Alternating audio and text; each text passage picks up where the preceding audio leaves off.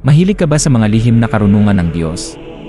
Namangha ka ba sa mga taong may kakayahan na magpagaling ng mga karamdaman gamit ang mga nakatagong kaalaman sa ritual, dasal at mga halaman? Ibig mo bang maging kawal ng Diyos sa pamamagitan ng pagpapalayas ng mga demonyo, mga elemento at lahat na masasamang espiritu? Halika, buksan mo ang kakayahan mo sa pamamagitan ng mga gabay mula sa Filipino Esoteric Wisdom, Santo Verbo de Dios. Ang mga sagradong aklat na ito ang iyong pintuan tungo sa esoterikong karunungan. Sinaunang kaalaman na ipinasa mula henerasyon hanggang henerasyon, at ngayon ay abot kamay mo na, tuklasin ang mga lihim ng pagpapagaling sa espiritu at banal na proteksyon.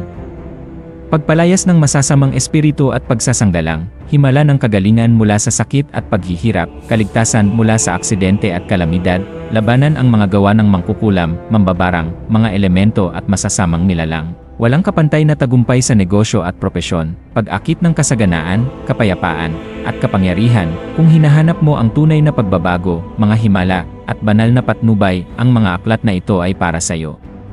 Kunin na ang iyong kopya sa post na ito o sa bahaging komento.